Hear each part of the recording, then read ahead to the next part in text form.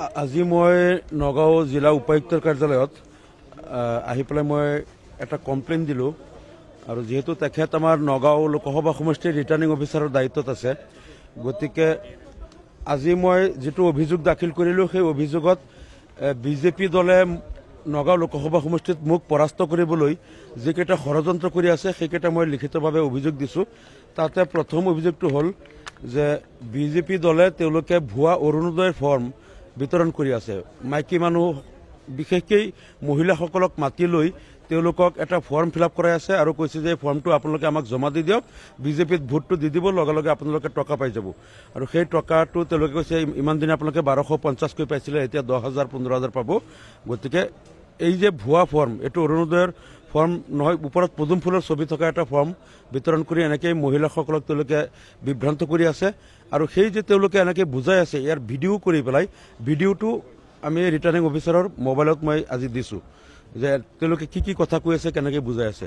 আৰু ইতিমধ্যে উপায়ুক্ত মহোদয়ে কৈছে যে মই ভিডিঅ'টো পাইছোঁ আৰু আমি তদন্ত কৰিবলৈ দিছোঁ। এইটো আমি তদন্ত কৰি যিসকলে এনেকৈ মানে ভোট কিনাৰ স্বাৰ্থত মহিলাসকলক বিভ্ৰান্ত কৰি ভুৱা অৰুণোদয় ফৰ্ম বিতৰণ কৰিছে, আমি একশ্যন ল'ম বুলি ডিচিয়ে কৈছে। আৰু দ্বিতীয় অভিযোগটো আমাৰ হ'ল যে তেওঁলোকে এটা প্ৰচাৰ পত্ৰিকা বাৰ্তা নামেৰে এটা লিফলেট প্ৰচাৰ কৰি আছে, তাৰ তলত হিমন্ত বিশ্ব শৰ্মাৰ চহী আছে। আৰু ইয়াত মুখ্যমন্ত্ৰী বুলি লিখা নাই, হিমন্ত বিশ্ব শৰ্মা বুলি লিখি চহী কৰা আছে। আৰু ইয়াত লিখিছে যে প্ৰতিজন ভোটাৰে যেতিয়া ভোটদান কৰিবলৈ যাব, তাত যিসকল বিজেপি দলৰ পলিং এজেণ্ট থাকিব, তেওঁলোকে সেই ভোটাৰজনে কোনটো সময়ত ভোটদান কৰিছে সময়টো ভোটাৰ তালিকাত লিখি ৰাখে যাতে। আৰু এই তালিকাখন মুখ্যমন্ত্ৰী তাত পঠাব আৰু মুখ্যমন্ত্ৰীয়ে তাৰ পৰা তেওঁলোকে মনিটৰ কৰিব, টাইমটো পালে এই মানুহজনে ক'ত ভোট দিছে তাৰ পৰা মনিটৰ কৰি তেওঁলোকে উলিয়াব পাৰিব। অৰ্থাৎ মানুহক এটা ভয় দেখুৱাব খুজিছে, কোনোবাই যদি বিজেপিক ভোট নিদি বেলেগত ভোট দিয়ে তেনেহ'লে সেই টাইমিংটো চাই মুখ্যমন্ত্ৰী অফিচৰ পৰা তেওঁলোকে কিবা বিশেষ ব্যৱস্থাৰে, কিবা তেওঁলোকৰ মেচিন আছে, এই মেচিনেৰে তেওঁলোকে ওলাই দিব কোনে ক'ত ভোট দিছে। এইটো আমাৰ দ্বিতীয় অভিযোগ।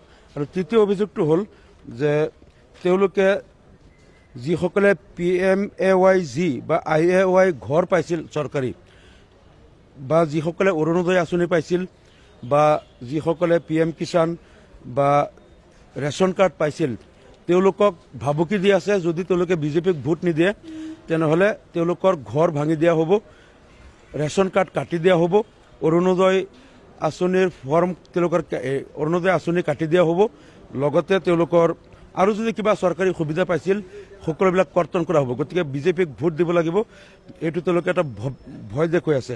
4 নম্বৰ, তেওঁলোক আমাৰ অভিযোগটো হ'ল যে তেওঁলোকে গাঁওবুঢ়া, আশা কৰ্মী, অংগনবাদী কৰ্মী, অংগনবাদী ছুপাৰভাইজাৰ, স্বাস্থ্যকৰ্মী, তেওঁলোকক মাতি আনি পেলাই তেওঁলোকৰ অফিচাৰক দি মাতি আনি এক জেগাত সমবেত কৰিছে আৰু তেওঁলোকক বিজেপিৰ হকে প্ৰচাৰ চলাবলৈ বাধ্য কৰিছে।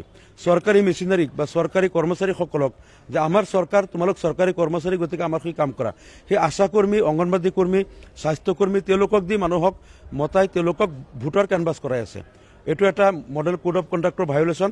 এইটো আমাৰ 4 নম্বৰ কমপ্লেইন। আৰু 5 নম্বৰ আমাৰ কমপ্লেইনটো হ'ল যে তেওঁলোকে ভোটাৰক কৈ আছে যে তেওঁলোকে ভোটদান কৰোঁতে মোবাইলত ভিডিঅ' কৰিব লাগিব, ভোটটো তেওঁলোকে ক'ত দিছে। যদি বিজেপিত ভোট দিয়াৰ লগে লগে তেওঁলোকে ফটো বা ভিডিঅ' কৰিব লাগিব ভোটটো তেওঁলোকে বিজেপিত দিছে বুলি। তাৰপিছত তেওঁলোকৰ যে প্ৰভাৰী বা তেওঁলোকৰ পৃষ্ঠা প্ৰমুখ আছে তেওঁলোকক পঠাব লাগিব এইটো। গতিকে এইটো আৰু মডেল কোড অফ কণ্ডাক্টৰ ভায়োলেশ্যন। কোনোবাই ভোটটো গোপনে দিয়ে, কোনে ক'ত দিছে এইটো ভিডিঅ' কৰিবলৈ কোৱা বা এনেকৈ ফটো মাৰিবলৈ কোৱা, এইটো আমি ভাবোঁ যে আদৰ্শ আচৰণবিধিৰ পৰিপন্থী।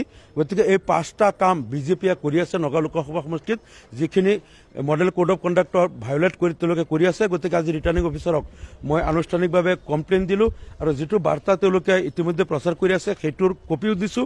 আৰু তেওঁলোকে অৰুণোদয় ফৰ্মৰ নামত যে মহিলাসকলক গোটাই লৈ তেওঁলোকে ভোট দিলে তেওঁলোকে 12,000 15,000 টকা পাব, এইবিলাক যে প্ৰচাৰ কৰি আছে তাৰ ভিডিঅ'টোও দিছোঁ। এতিয়া আমি আশা কৰিছোঁ যে ৰিটাৰ্নিং অফিচাৰে তেওঁলোকে চমুটো একশ্যন লৈ পেলাই এই যিখিনি তেওঁলোকে আদৰ্শ আচৰণবিধি উলংঘা কৰি আছে তাৰ বিৰুদ্ধে একশ্যন ল'ব লাগে।